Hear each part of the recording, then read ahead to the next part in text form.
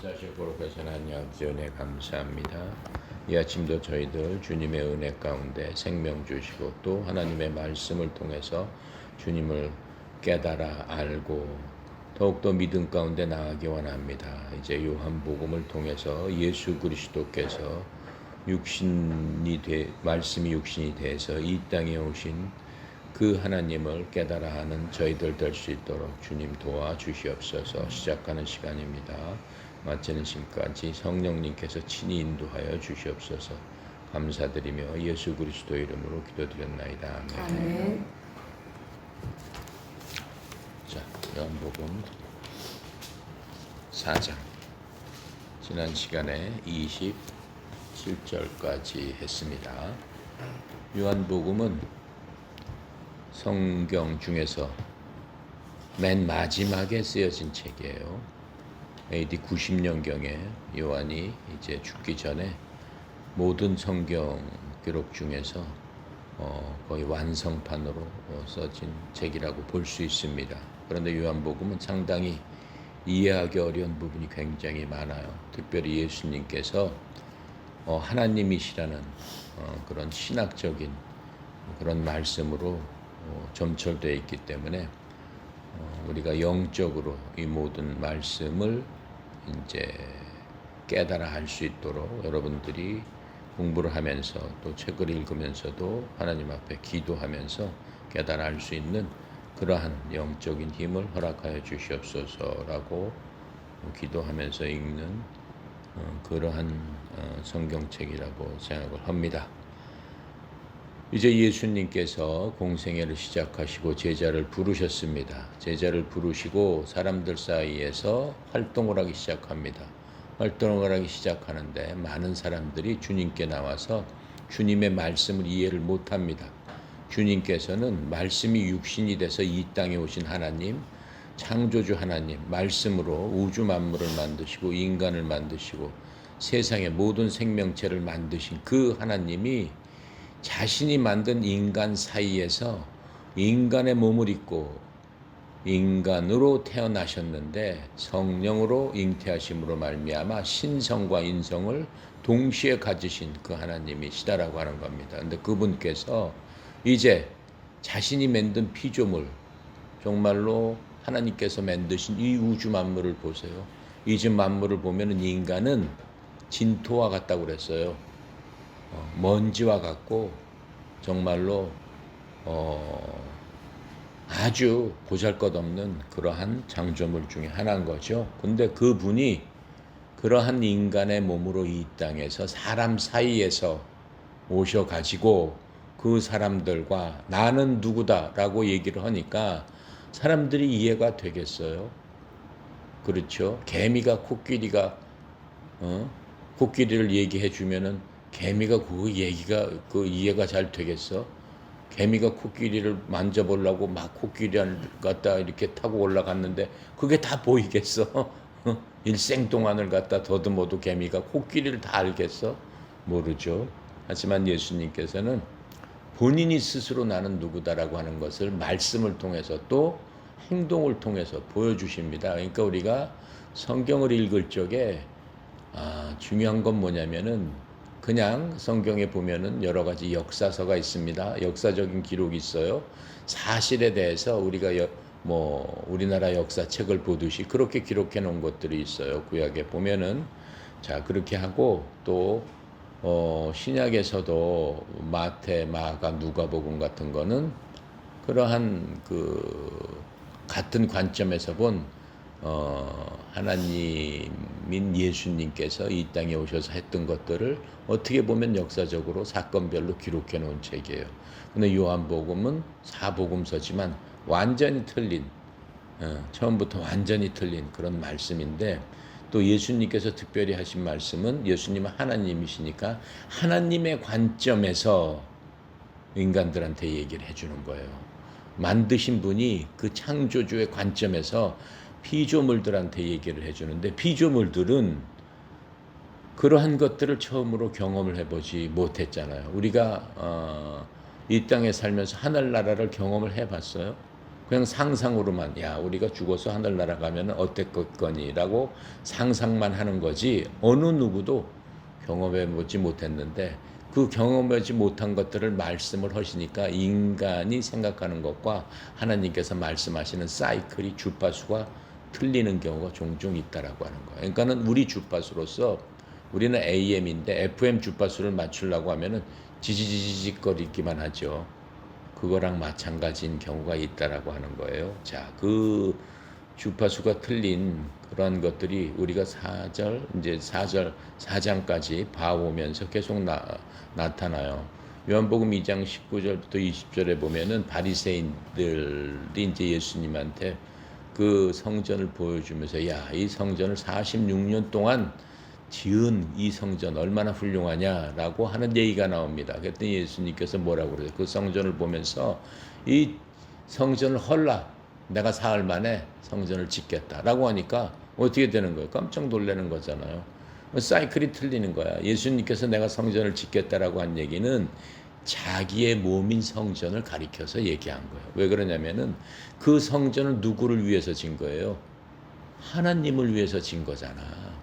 그래서 하나님께서 거기에 계신다라고 생각을 하고 그 성전에 임재하신 이 성전에 임재하시옵소서라고 하면서 그 성전을 지었단 말이에요. 근데 그 성전은 예수님이 봤을 적에는 자신이 있을 곳을 위해서 지었는데 그렇죠? 다 헐어버려라. 그렇죠? 너희들이 찾는 그 하나님이 바로 나다라고 하는 의미에서 3일 만에 다시 짓겠다. 무슨 뜻이에요? 예수님께서 십자가에서 돌아가시고 묻히셨다가 3일 만에 부활하시는 그 하나님. 그것을 뜻하는데 사람들은 오해를 하게 되는 거죠. 그리고 또 3장에 가면 우리가 공부한 대로 니고데모라는 사람이 나와요. 예수님께서 사람들을 향해서 거듭나라라고 했을 적에 니고데모라고 하는 유명한 신학자가 예수님께 몰래 밤에 와서 낮에 오면 창피하니까 신학자로서 그것도 모르나 이렇게 생각할까봐 몰래 와서 예수님께서 거듭난다는 게 도대체 뭡니까? 근데 예수님께서는 거듭난다라는 말이 맞기는 맞는 것 같은데 도대체 이해를 못하는 거예요. 그러니까는 사람의 사이클로는 거듭나라는 얘기가 사람 생각으로는 난다라고 하면 뭐예요? 태어난다라는 거잖아. 태어나는 건 이 땅에서 2번 태어날 수는 없는 거죠. 그 생각으로 생각을 하니까 어떻게 거듭나? 내가 한번 태어나서 죽을 때까지 살다 가는 거지. 태어났다 또 태어났다 또 태어났다 할 수 있나? 안 되지. 근데 도대체 이게 무슨 얘기야? 하나님께서 거듭나지 않느냐면 하늘의 왕국에 들어갈 자가 없다라고 했는데 신학자니까 하늘의 왕국을 들어가고 싶단 말이에요. 근데 거듭난다? 어떻게 거듭나는 겁니까? 엄마 뱃속에 다시 갔다가 어떻게 나와요? 이렇게 물어보는 거죠. 그랬더니 예수님께서 그것을 여러 가지 경우를 통해서 자세하게 니고데모한테 설명해 주신 것들을 우리가 봤습니다. 그리고 드디어 4장에 와서 예수님께서 가나안 지역을 가시죠. 가나안 지역은 유대 사람으로서는 가지 않는 지역입니다. 그 지역은 피해가는 지역이에요. 그럼에도 불구하고 예수님께서는 그 가나안 지역을 관통을 해서 그 가나안 지역에 가서 사마리아 땅에 수가라는 성에서 한 여자를 만나서 그 여인을 어떻게 하는 거예요? 구원해 주시는 모습을 볼 수 있고 이제 우리가 거기까지 봤는데 우리 27절에 보니까는 제자들이 그 우물가에서 여인과 만나고 있는 동안 제자들은 먹을 것을 점심밥을 사러 갔다 오겠습니다라고 하는데 예수님께서 어떤 여인하고 얘기하고 있단 말이에요. 근데 이 유대 사람들은 여자하고도 얘기하지 않을 뿐더러 특별히 사마리아 사람들은 상종도 안 하는데 특별히 율법을 갖다 정통한 사람들은 사마리아 사람들을 너무 멸시하고 말하자면 벌레 취급해서 그 사람들하고 만나는 것조차도 부정탄다고 생각을 해서 절대 만나지 않습니다. 또 율법 선생들은 여자들하고 단둘이서 얘기하는 것을 지극히 꺼렸어요. 그러니까는 여자들하고는 얘기를 하지 않는데 그 율법 선생님 중에 선생님이라고 하는 예수님께서 더군다나 사마리아 땅에서 더군다나 여자랑 더군다나 단둘이서 말씀하시는 걸 보고 이상하게 생각을 한 거예요. 그게 이제 27절까지 우리가 이제 살펴본 겁니다. 그러면서 21절 안에 예수님께서 그 여자 하여금 자기의 죄를 고백할 수 있도록 구원해 주시는 과정을 우리가 쭉 살펴봅니다. 그랬더니 이 여자가 예수님의 말씀을 듣고 당신은 진짜 하나님의 대언자로소이다라고 얘기를 하는 거예요. 자기의 과거를 다 알면서 네가 지금 죄 아래에 있다라고 얘기를 하는 거예요. 간음죄를 져서 네가 남편 5이 있었는데 또 지금도 어느 남자랑 같이 살고 있지만 그 사람도 내 남편도 아니다 라고 얘기함으로써 그 시대에 그렇게 살면 어떻게 되는 거예요? 법적으로 합당하지가 않잖아요. 죄를 짓고 있는 것이다 라고 하는 것을 얘기하니까 그 여자가 맞습니다 라고 하면서 자기 죄를 예수님 앞에 고백했을 적에 예수님께서 어떻게 했다는 거예요? 네가 목마르고 있는 그 목마름, 그렇죠? 죄로부터 어떠한 그 갈증, 죄로부터 자기 스스로 얼마나 죄를 졌다라고 생각을 하겠어요. 그러니까 아무도 없는 한낮에 물을 기르러 온 거죠. 동네 사람들의 눈을 피해서 그것을 다 아시고 예수님께서 그 모든 것들을 이루시는 그것들을 우리가 볼 수 있습니다. 그것을 통해서 어떻게 되는 거예요? 예수님께서 인간을 구원하시는데 얼마나 열심히 하시고 인간을 구원하시는 그 방법에 대해서 우리한테 시사해 주고 계시는 것입니다. 그렇게 하면서 그 여자를 통해서 사마리아 지역을 다 구원해 나가는 그 말씀을 이제 오늘 이제 우리가 얘기하게 되는 주제가 되겠습니다. 자, 그런데 이 성경책에 보면은 이 요한은 예수님께서 여러 가지 주제를 갖고 이제 사람들과 말씀을 하고 계세요. 근데 그게 굉장히 여러 번 반복돼 있어요. 여러 번 반복돼 있는데 이 요한복음에서 요한이 예수님의 어떤 모습을 보여주기 싶어서 이렇게 기록을 했냐면은 첫 번째로는 말씀이 육신이 돼서 이 땅에 오신 그 예수님은 그 하나님 안에 있는 독생자의 영광이요. 그렇죠? 네. 진리가 풍성한 분이시다라고 하는 것들을 영광과 지കൾ 풍성한 분이다라고 하는 것들을 지금 보여주시기 위해서 이 모든 것들을 쓰고 있단 말이에요. 그러니까는 우리가 예수님에 대한 그 것들을 보면서 그분의 진리와 영광이 얼마나 풍성한가 하는 것들을 우리가 찾아야 된다라고 하는 겁니다. 두 번째로 성령의 도움이 없으면은 영적인 소경, 즉 니고데모나, 그렇죠? 바리새인이나 지금 얘기하는 그 수가성의 사마리아 여자처럼 하나님을 보아도 하나님인 줄 알 수 모르고 말씀을 들어도 깨달을 수가 없다라고 하는 거예요. 그렇죠? 그렇게 되면은 아주 눈먼 소경이 되기 때문에 아무리 말씀을 들어도 하나님의 나라를 갈 수 없는 그러한 지경에 이르기 때문에 영적인 소경에서 벗어나야지만 되는데 영적인 것은 어떻게 해야 된다고 했어요? 영적으로만 알 수 있다. 그렇게 하기 위해서는 우리가 영의 눈을 갖기 위해서는 누구의 도움을 받아야 돼요? 성령님의 도움을 받아야 된다라고 하는 겁니다. 성령님의 도움은 어떻게 받아요? 성령님의 도움은 내 노력으로 받을 수 없어요. 오직 믿음으로, 은혜로, 거저주시는 하나님의 사랑으로 받을 수 있어요. 받을 수 있는 유일한 길은 뭐예요? 우리가 예수님을 믿고 구원은 오직 예수님께로부터만 온다라고 했을 적에 우리의 구원을 돕기 위해서 예수 그리스도 영, 하나님의 영이신 하나님이신 성령님을 어떻게 한다고 그랬어요? 우리 속에 부어주신다. 성령님께서 우리를 자기 속으로 완전히 집어넣어 주신다라고 말씀하시는 거예요. 그래서 예수 믿는 자에게는 누가 있다라고 말씀해 주시는 거예요. 성령께서 우리 속에 계신다라고 말씀을 하고 계시는 겁니다. 자, 고린도전서 우리 2장 12절부터 14절까지 한번 볼게요. 자, 연복음 뒤에 고라고 쓴 거 찾아보세요. 고라고 쓴 걸 펴서 2장 12절부터 14절까지 자, 한번 같이 읽어볼게요. 지금 이 말씀을 하고 있는 거니까 우리가 세상의 영을 받지 아니하고 오직 하나님으로부터 온 영을 받았으니 이는 우리로 하여금 하나님께서 우리에게 은혜로 주신 것들을 알게 하려 하시니라. 우리가 이것을 말하거니와 사람의 지혜가 가르친 말로 아니하고 오직 성령께서 가르친 것으로 하니 영적인 일은 영적인 일로 분별하느니라. 육에 속한 사람은 하나님의 성령의 일들을 받지 아니하나니 이는 그것들이 그에게는 어리석게 보이며 또 그는 그것들을 알 수도 없나니 그러한 일은 영적으로 분별되기 때문이라.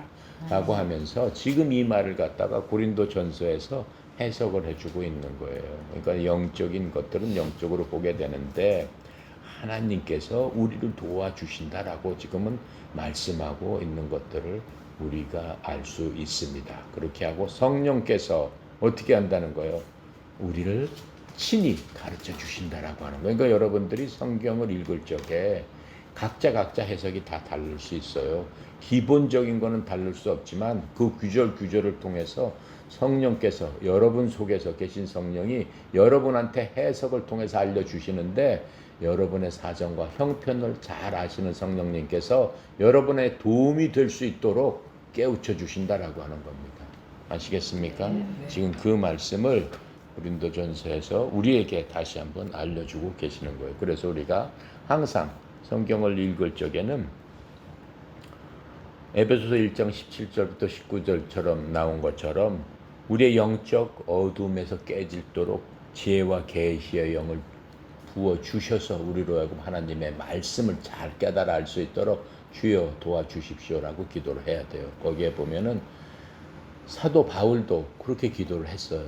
자, 그렇게 하면서 우리가 항상 하나님의 말씀을 그 영적으로, 그렇죠? 육적인 해석이 아니고 성령님께서 가르치는 영적인 해석을 통해서 하나님을 알 수 있다라고 하는 겁니다.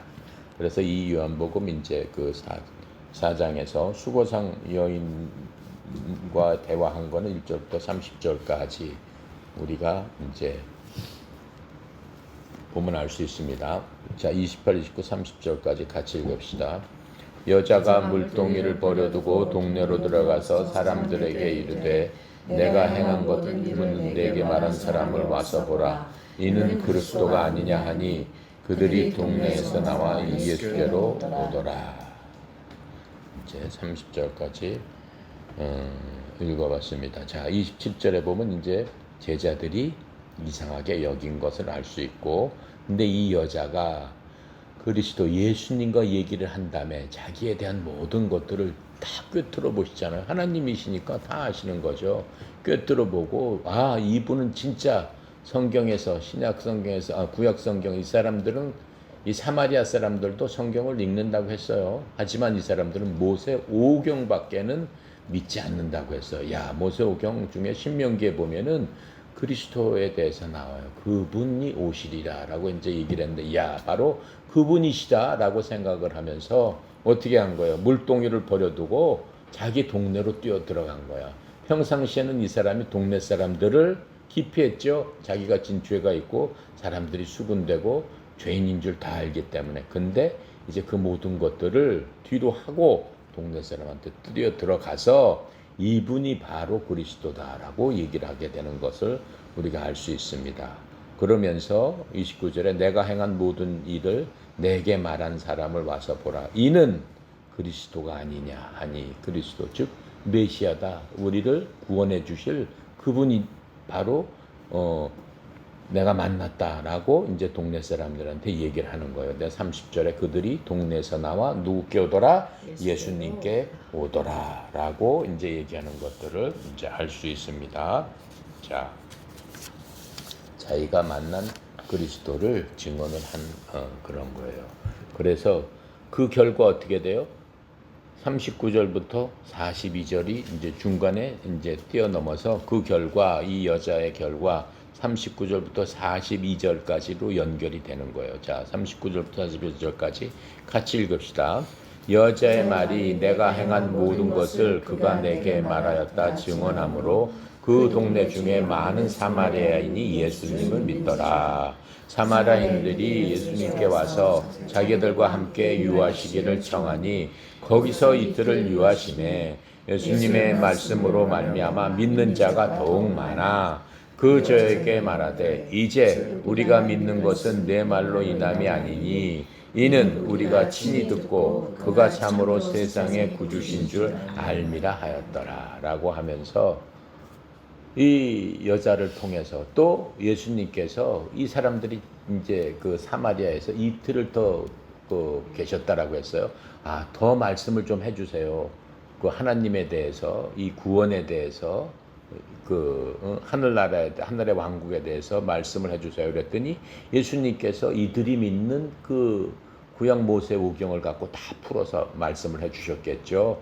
그랬더니 어떻게 된다는 거예요. 41절에 예수님의 말씀으로 말미암아 믿는 자가 더욱 많아졌다라고 얘기하는 거예요. 그러니까는 사람을 믿게 하는 거는 예수 믿고 예수님께서 나를 믿으면 니네 병이 낫고 나를 믿으면 니네 부자가 되고 나를 믿으면 니네 자손을 잘 되게 해주고 이렇게 말씀하세요? 그런 얘기가 없어요. 그냥 성경 말씀을 풀어서 얘기를 해주면서 구원과 이런 것들에 대해서 얘기를 해주셨겠죠. 그렇죠? 그랬더니 믿는 사람이 많더라. 지금 이렇게 얘기를 하는 겁니다. 그러니까 여기서 시사하는 바는 뭐예요? 우리가 누구를 구원하고 누구를 전도할 적에 오직 다른 얘기가 필요 없다라고 하는 거예요. 예수 믿고 복 받으세요? 물론 복은 받죠. 그런데 물질적인 복을 받고 병 낫고 그렇게 하세요? 그걸로서 예수를 전도해요? 아니다라고 하는 거예요. 오직 하나님의 말씀, 예수님 하나님이시고 그분은 우리가 어떻게 되는 거예요? 이 땅에서 살다가 반드시 갈 곳이 있다라고 하는 것을 깨닫게 알게 해줘야 된다라고 얘기해야 되는 거예요. 자, 그래서 그것을 먼저 깨닫게 알게 할 적에 어떠한 일이 일어난다는 거야. 여기 사마리아 땅 모든 사람이 저주하고 많은 사람들이 이미 하나님께서 어떻게 됐다라고 하는 거예요. 저주를 해서 심판해서 여기 이 사람들은 지옥의 땔감이다. 이 사람들의 별명이 그거였어요. 다 지옥 갈 사람이다. 죽으면은 완전 불지옥에서 유황불에서 영원히 살아야 될 사람들이 바로 이 사람이다 라고 한 그 사람한테 가서 하나님께서 직접 구원을 해주시는 놀라운 은혜의 역사를 우리가 볼 수 있다라고 하는 거예요. 그건 무슨 뜻이겠어요? 하나님께서는 혈통이 상관없다라고 하는 거예요. 인종이 상관없다라고 하는 거예요. 그렇죠? 어떠한 조건이 아무 상관없다라고 하는 거예요. 사람으로 태어났으면은 하나님께서 다 어떻게 하신다? 구원해 주신다라고 하는 것들을 우리한테 단적으로 말씀을 통해서 지금 보여주시고 있는 것들을 우리가 알 수 있습니다. 자, 그런데 이제 31절부터 우리 38절까지 다시 돌아가 볼게요. 이제 사마리아 지역은 그 여자를 통해서 예수님께서 작정하신 대로 구원을 이루는 놀라운 역사를 우리가 볼 수 있습니다. 31절부터 우리 38절까지 같이 읽어봅시다. 그 사이에 제자들이 청하여 이르되 라삐어 잡수소서. 이르시되 내게는 너희가 알지 못하는 먹을 양식이 있느니라. 제자들이 서로 말하되 누가 잡수실 것을 갖다 드렸는가 하니 예수께서 이르시되 나의 양식은 나의 보내신 이의 뜻을 행하며 그의 일을 온전히 이루는 이것입니다. 너희는 넉 달이 지나야 추수할 때가 이르겠다 하지 아니하느냐. 그러나 나는 너희에게 이르노니 너희 눈을 들어 밭을 보라. 기어져 추수하게 되었도다. 거두는 자가 이미 싹도 받고 영생에 이르는 열매를 모으나니 이는 뿌리는 자와 거두는 자가 함께 즐거워하게 하려 함이라. 그런즉 한 사람이 심고 다른 사람이 거둔다 하는 말이 옳도다. 내가 너희로 노력하지 아니한 것을 거두러 보내었노니 다른 사람들은 노력하였고 너희는 그것이 노력한 것에 참여하였느니라 라고 하시면서 지금 제자들과 또 이제 예수님과 하는 말씀이 요 사이에 있는 것을 볼 수 있습니다. 근데 제자들이 동네에 가서 먹을 것을 갖고 예수님한테 달려왔어요. 예수님 여기 사왔으니까 라삐여 선생님이여 잡수세요 라고 했더니 예수님께서 뭐라고 말씀하세요? 너희가 알지 못하는 먹을 양식이 나한테는 이미 갖고 있다 이렇게 말씀하세요. 그랬더니 제자들이 뭐라고 생각을 해?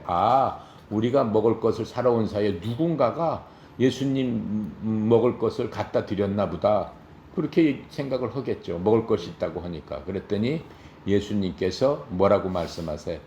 하시냐면 내 양식은 내가 먹을 것은 나를 보내신 이의 뜻을 행하며 그의 일을 온전히 이루는 이것이니라 라고 얘기를 하고 있어요. 나의 양식은, 양식이 없으면 약 먹으면 사람이 어떻게 되는 거예요? 죽잖아요.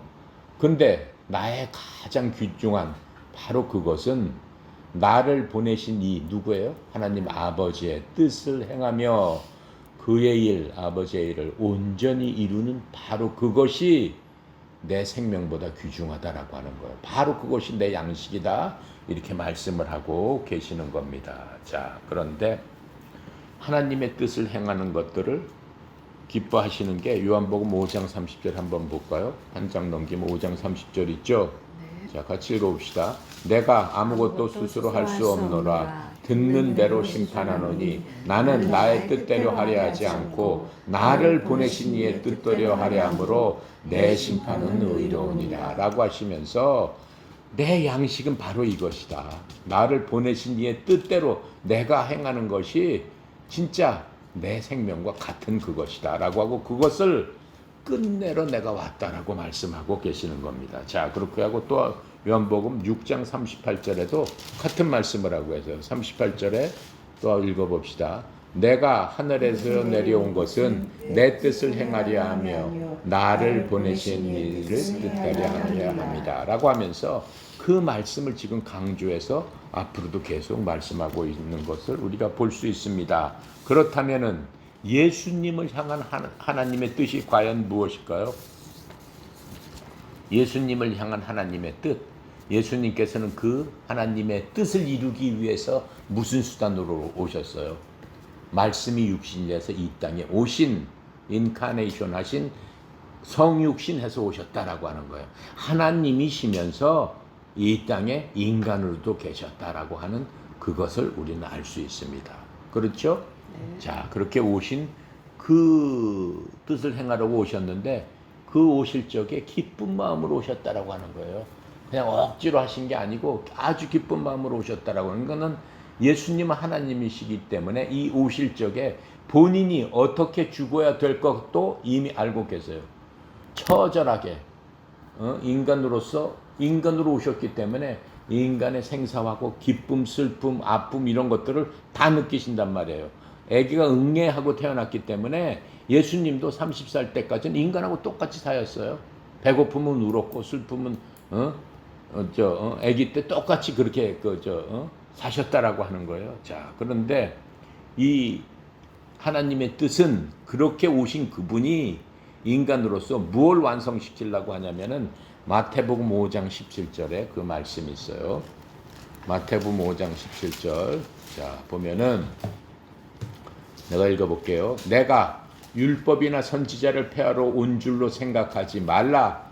폐하러 온 것이 아니요. 어떻게 하려 하셨다? 완전하게 하려 했다. 즉 율법을 성취하러 여기에 오셨다라고 말씀하고 계시는 거예요. 율법을 성취하기 위한 것이 바로 아버지의 뜻이다. 그렇죠? 그 율법은 모세를 통해서 BC 몇 년에 주신 거예요? 1417년경에 모세를 통해서 이스라엘 백성들에게, 하나님의 백성들에게 율법, 하나님께서 꼭 지켜야 될 그러한 것들을 십계명과 그 여러 가지 율법을 통해서 이렇게 지켜라라고 하시면서 주셨다고 했어요. 근데 그 율법은 뭐라고 그랬어요? 거울이라고 그랬어요. 율법은. 우리가 아침마다 여러분 회사에 올 적에 거울 보시죠? 네. 거울 보면서 뭘 보는 거예요? 거울에. 아, 내가 화장을 거꾸로 했나? 얼굴에 뭐가 묻었나? 그런 것들을 보고 고치는 거잖아요. 근데 거울이 야 내가 그 화장을 거꾸로 했으니까 거울아 내 화장을 똑바로 좀 고쳐줘라면 거울이 고쳐줘요? 안 고쳐줘요? 안 고쳐줘요. 그럼 거울은 뭐라고 얘기하는 거야? 너 이거 잘못됐다. 너 뭐가 묻었다. 너 이거 닦아야 되겠다. 잘못된 것을 지적만 해준다라고 하는 거예요. 그렇죠? 그러니까는 내가 잘못된 것을 내가 죄인이다. 거울에 비춰보면 알 수 있다라고 하는 거예요. 아, 내가 무슨 죄를 졌구나, 무슨 죄를 졌구나 알 수 있다라고 하는 거예요. 그것을 주셨는데 그것을 이제는 완성시키기 위해 오셨다. 완성된다는 게 뭐예요? 고쳐줄 수 있는, 그렇죠? 불완전한 거예요. 율법은 지적만 해주지, 지적질만 하지 그것을 지적한 것을 고칠 수 없는데, 예수님께서 오셔서 고쳐줄 수 있는 것으로 만들어 주시기 위해서 오셨다. 그것을 내가 끝마칠 때까지 하나님의 일을 하겠다라고 지금 말씀하고 있는 겁니다. 그렇죠? 네. 자, 그렇다면 구체적으로 얘기하면 율법은 죄를 죄되게 하는 건데, 예수님께서는 그 죄를 어떻게 한다? 구속시키신다. 구속시키신다는 게 뭐예요? 죄를 지워버린단 말이에요. 없애준단 말이에요. 그 일을 하러 내가 친히 사람의 몸을 입고 니네들한테 와서 너희들한테 어떻게 죄를 없애는 그것들을 내가 알려줄 테니까 어떻게 해라? 너희들은 내가 알려준 대로 따라서 믿기만 하면 된다라고 하는 거예요. 아시겠습니까? 네. 여러분들이 이게 뭐야 이게? 티팟이잖아요. 예, 티팟에 이렇게 물을 딱 타놓고 그냥 마시기만 하면 된다라고 하는데, 나는 절대 마시지 않겠습니다.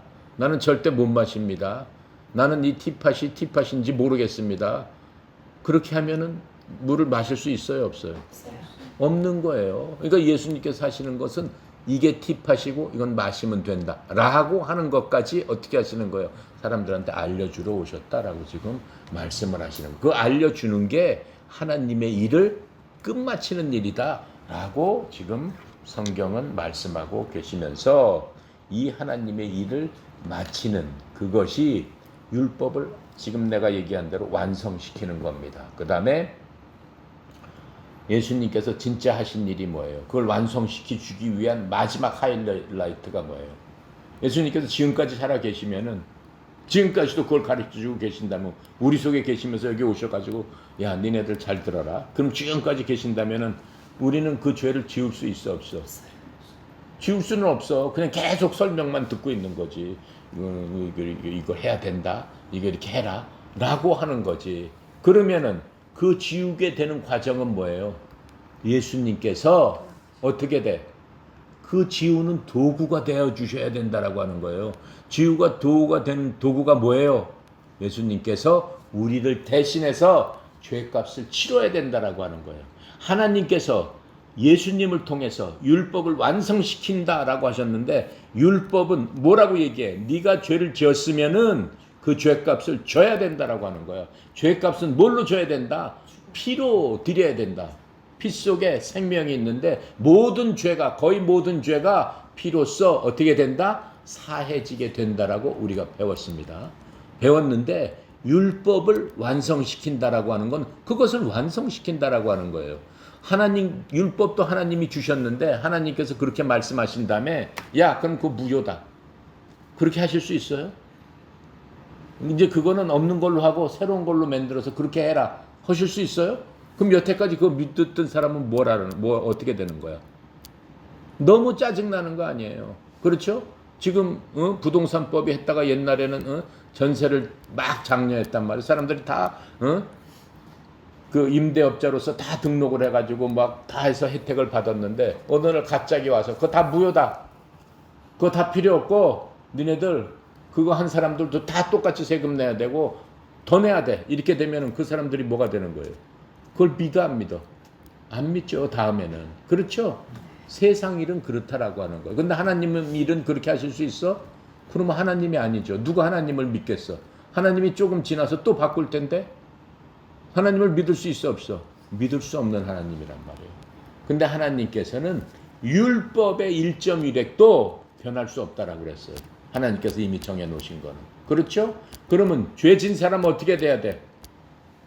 죄값은 뭐라고 그랬어? 사망. 죄진 사람은 죽어야 되는 거예요. 죄진 사람은. 이 땅에서는 죄 지었으니까 너 형무소하고 뭐하고 벌금 내면 끝. 하나님께는 그게 안 통한다라고 하는 거예요. 내가 하나님과 인간과는 사이클이 틀리다고 그랬죠. 하나님은 반드시 사람을 터치를 한단 말이에요. 내가 예수를 믿든 안 믿든 인간으로 태어났으면 하나님이 그 사람과 상관을 한다라고 얘기하는 거예요. 나는 예수교 아니에요. 난 불교예요. 난 유교예요. 필요 없어. 너 일로 와라, 이렇게 된단 말이에요. 왜 그래? 하나님께서 그 사람을 만들었기 때문에 그 사람은 하나님에 대해서 책임을 질 의무가 있다라고 하는 거고 하나님은 무슨 권리가 있다라는 거야. 내가 만들었으면 만들어진 대로 이 사람이 살았느냐 안 살았느냐라고 인스펙션, 응? 뭐죠? 인스펙션 한다고 그러잖아. 자동차 출고하기 전에. 보증. 예. 보증하고는 약간 좀 틀리죠. 그래요? 인스펙션. 이게 제대로 만들어졌나? 검수. 검수를 할 필요가 있단 말이에요. 하나님께서는 인간의 끝나는 시점에서 검수를 하셔서 그 인간에 대해서 도장을 빵빵 찍는다라고 말씀하고 계시는 거예요. 아시겠어요? 그래서 그 검수를 갖다가 어느 사람이나 안 거칠 수 없기 때문에 하나님께서 그 일을 끝내시러 오셨다라고 하는 거예요. 검수를 제대로 받게 하기 위해서. 근데 하나님께서 그 죄 문제를 그럼 해결하셔야지만 율법을 온전하게 해주시는 거 아니에요. 어떻게 해결하셨어? 모든 죄는 피로써, 거의 모든 죄는 피로써 어떻게 된다고 그랬어요? 사심을 받을 수 있다. 피를 대속함으로써. 그렇죠? 그래서 율법에는 나 대신 누가 죽었어요? 양이나 송아지 데려다가 나 대신 내 죄를 양이나 송아지한테 뒤집어 씌우고 나 대신 죽였단 말이에요. 그렇죠? 네. 근데 매번 그렇게 해야 돼. 내가 100번 죄를 졌으면 100마리 양을 가져다가 죽여야 되는 거야. 그렇죠? 그런데 예수님께서 어떻게 하신 거예요? 내가 어린 양이 되겠다라고 한 거예요. 그럼 되기 위해서 십자가에서 못 박혀서 피 흘려서 돌아가시고 그 다음에 어떻게 됐어요? 장사 지내서 아리마다 요새 무덤에 묻히셨다가 사흘 만에 어떻게 됐어요? 가보니까 부활하셨더라라고 하는 거예요. 그렇죠? 네. 그 과정이 이제 죄에 대해서 예수님께서 마지막으로 터치하시고 다 이루시는 그 과정을 우리한테 보여주시고 알려주시고 내가 한 것을 내가 이렇게 다 만들어 놨으니까 믿고 너는 마셔라라고 말씀하시는 거예요. 그렇죠? 자, 그게 하나님의 일이었다.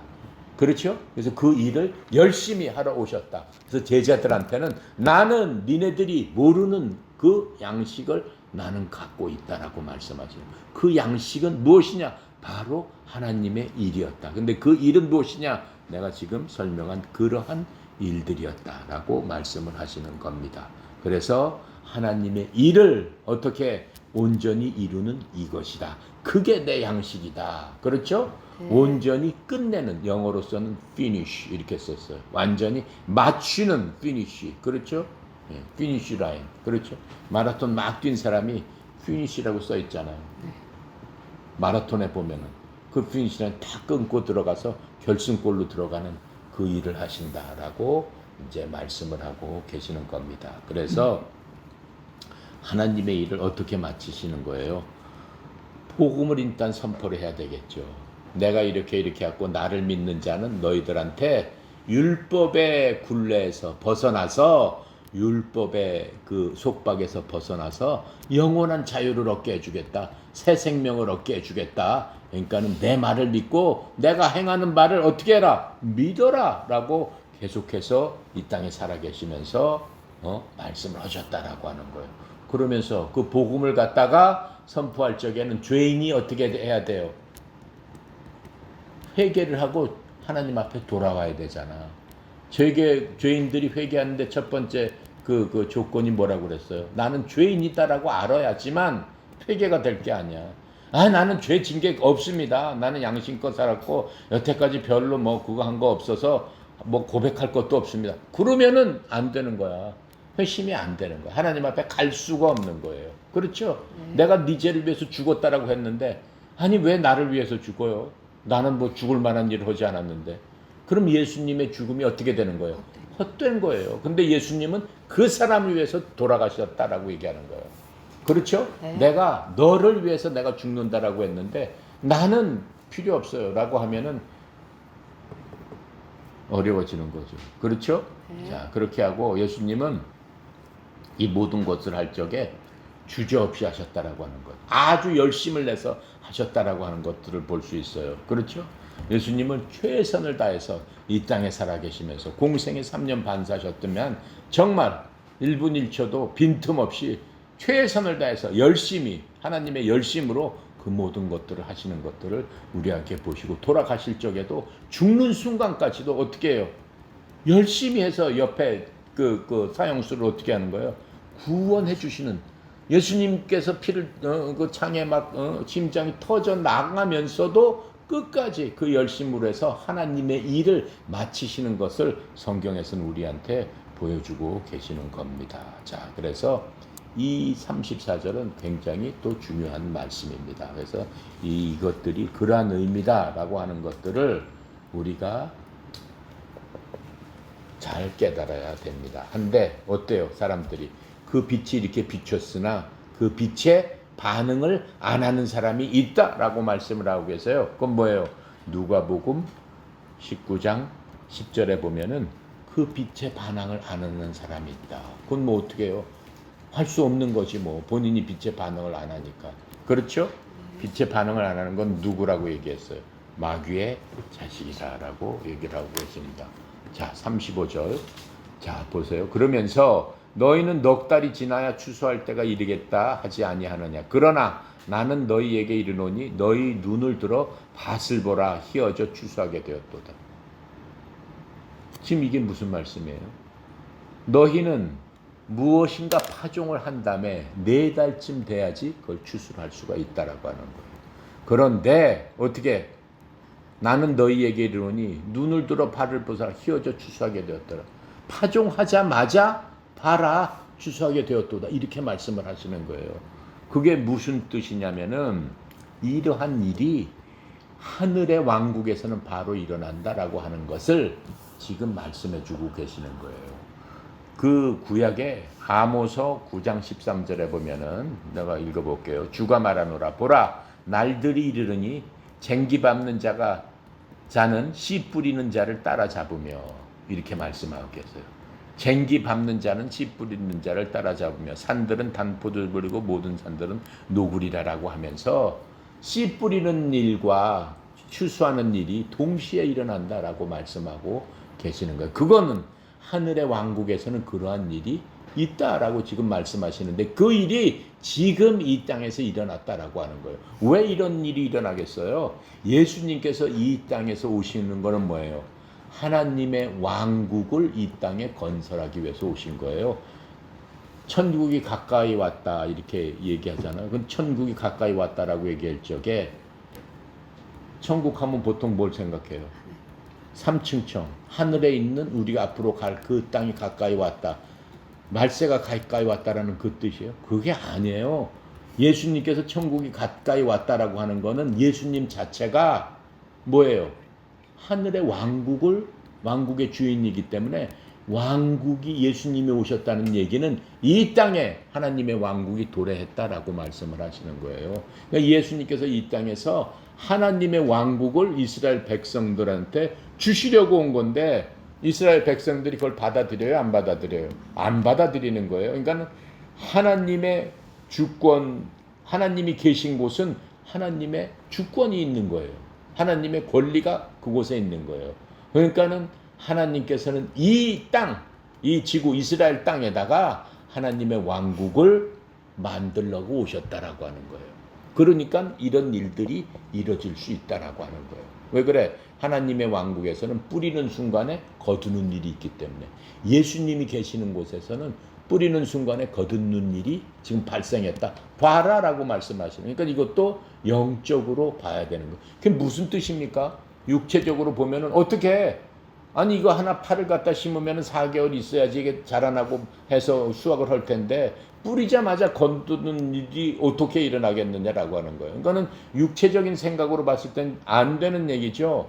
하지만 하나님의 관점에서는 된다라고 하는 거예요. 자, 그렇게 했는데 바로 그게 누구라는 거예요? 바로 그 뿌리는 이가 거는 보라라고 얘기를 했잖아요. 동시에 거둔다라고 얘기했잖아요. 응? 자, 36절.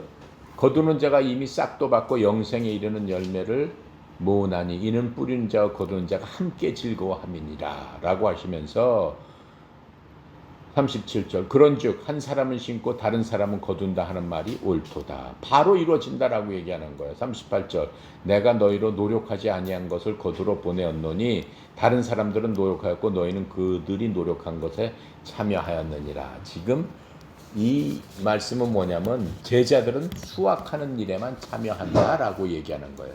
그렇죠? 많은 사람들은 다른 사람이 이미 씨를 뿌렸습니다.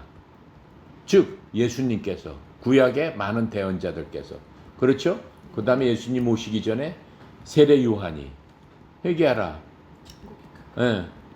하늘의 왕국이 가까웠느니라. 즉 예수님께서 오신다라고 하는 하나님의 왕국은 예수님께서 그 하늘의 왕국의 주권자이기 때문에 그분이 오신다라고 하는 거예요. 천국이 가까웠다는 얘기는. 자 그러시면데 이 사람들은 다 뿌렸단 말이에요. 거기 많이 듣는 사람들한테 회개하고 주님께 돌아왔다 하는 사람한테 뿌렸다라는 말이에요. 그렇죠? 네. 자 그리고 우리가 봤듯이 예수님과 얘기했던 사마리아 바로 그 여인 그렇죠? 뿌렸어. 그런데 바로 어떻게 됐어? 구원을 받았잖아. 바로 회개를 했잖아요. 회개하고 그 구원받은 하나님의 백성이 됐잖아요. 구원받은 바로 그것을 말씀하고 계시는 거예요. 그러니까는 그렇게 뿌림을 받은 사람이 누구예요? 사마리아 그 사람도 그렇지, 니고데모도 그렇지, 그렇죠? 이 제자들도 그렇지. 예수님의 말씀을 믿고 회개하는 많은 사람들이 그렇다라고 하는 거, 그렇죠? 자, 그래서 예수님께서는 뭐라고 얘기하는 거예요? 지금 이 말씀은 내가 너희로 노력하지 아니한 것을 거두려 보내었노니 다른 사람은 노력하였고 너희는 그들이 노력한 것에 참여하느니라라고 하면서 내가 이렇게 다 뿌려놓고 한 것들 근데 자라게 하는 것들은 성경에서 보면 뭐라고 그랬어요? 너네들이 가서 씨를 뿌려라. 구원의 말씀을 전해라. 복음의 말씀을 전해라. 산지 사방에서 내가 성령을 받고 그렇죠? 능력을 받아서 복음의 말씀을 전해라. 세상 산지 사방에 가서 이 말씀을 그 사도행전에 보면 그 말씀이 나오죠. 그런데 자라게 하는 이는 누구다? 오직 하나님께서 예수님께서 자라게 할 테니까 니네들은 걱정하지 말고 씨를 뿌려라라고 말씀하시는 거예요. 그러면서 그 수확에 참여해라라고 지금 말씀하시는 거예요. 그러니까는 우리들은 어떻게 한다는 거예요? 부지런히 예수님과 함께 부지런히 내가 맡은 일에 대해서 최선을 다해서 열심히 할 적에 어떻게 그게 바로 하나님의 뜻 가운데서 우리가 행하는 일이다라고 말씀을 하고 있는 겁니다. 그래서 우리 그리스도인들은 어떤 사람이 그리스도인이에요? 첫 번째, 내가 죄인임을 알고 내가 아무런 노력 없이도 예수님께서는 내 뜻대로 행하고 나를 믿는 자는 어떻게 구원을 받으리라라고 얘기했잖아요. 그 이유가 뭐예요? 내가 세상을 이처럼 사랑하사 세상을 사랑한단 말이에요. 하나님 마음속에는 자기가 인간들을 만들었기 때문에 어느 누구나 긍휼히 여기고 불쌍히 여기고 사랑하는 마음으로 우리를 바라보고 계신다라고 하는 거예요. 그러시면서 얘가 창조주인 우리를 만드신 나를 믿어야 할 텐데 라고 하시면서 왜 나를 안 믿을까 하면서 애처롭고 불쌍하게 생각하신다라고 얘기하는 거예요. 그렇기 때문에 우리가 해야 될 일은 뭐예요? 그리스도인 되기 위해서는 나는 누구인가를 알아야 되는 거예요. 나는 누구인가 깊이 생각했을 적에 나는 나 스스로를 구원할 수 없는 죄인이구나. 내 힘으로는 할 수 없구나. 라고 하는 것들을 깨달아야 된다라고 하는 거예요. 첫 번째 조건이다라고 하는 거예요. 그렇게 되면은 어떻게 진리의 성령님께서 우리들 하나하나 오셔가지고 우리 마음속을 깨닫게 해주신다라고 하는 거예요. 그렇죠? 깨닫게 되는 순간에 우리는 뭘 바라보는 거예요? 의롭게 되는 순간에 우리는 히브리에서 봤듯이 그렇죠? 예수님을 믿고 그렇죠? 칭의 너는 믿음을 통해서 어떻게 의로운 자가 됐다라고 하나님께서 우리를 불러주셨단 말이에요. 그렇게 되는 순간에 우리 스스로 변할 수밖에 없다. 어떻게? 나는 예수님을 따라가는 자가 되겠다라고 하면서 성화의 과정을 걷게 된다라고 하는 거예요. 예수 믿는 사람은 반드시 성화의 과정을 걷게 되는 내적인 변화가 일어나게 된다라고 하는 거예요. 그래서 목표를 갖게 되는 거야. 나도 예수님께서 이 땅에서 그렇게 많은 사람을 사랑하고 긍휼히 여기고 도와주려고 하고 선한 마음이 당연히 생기게 된다라고 하는 거예요. 그래서 그 목표를 갖게 되는 거야. 그렇죠? 이 땅에서 예수님의 말씀을 잘 받들고 섬기고 순종해야 되겠다. 성화의 과정을 걷게 되는 겁니다. 자, 그렇게 된 다음에는 어떻게 되는 거예요? 우리가 이 땅을 떠나갈 적에 하나님께서 우리를 하나님의 본성에 담는 그러한 자로서 우리를 영화롭게 하시면서 예수님께서 우리를 위해서 마련해 놓으신 그 처소에서 영원히 예수님과 함께 하나님을 찬양하며 하나님을 즐거워하며 영원히 사는 영원한 생명을 갖게 된다라고 말씀을 하시는 겁니다. 그래서 이 땅에 사는 동안은 우리가 정말로 열심히 하나님을 섬기고 하나님의 말씀을 순종하며 살아가는 우리들이 되어야 되겠습니다. 자, 기도하고 마치도록 하겠습니다. 감사하시오 거룩하신 하나님 아버지, 참으로 은혜 감사합니다. 저희들이 무엇이간데 창조주 하나님께서 이 땅에 인간으로 오셔서 우리를 친히 가르쳐 주시고 말씀으로 지금도 인도하여 주시니 주님 감사합니다. 말씀을 저희들이 읽고 들을 적에 하나님께서 지혜의 계시의 영을 주셔서 하나님의 깊은 곳을 깨달아 알고 그리스도께서 우리 속에 계시고 성령님께서 우리 속에 계심을 확신으로써 믿고 의지하는 저희들 다 되도록 주님 축복하여 주시옵소서. 아멘.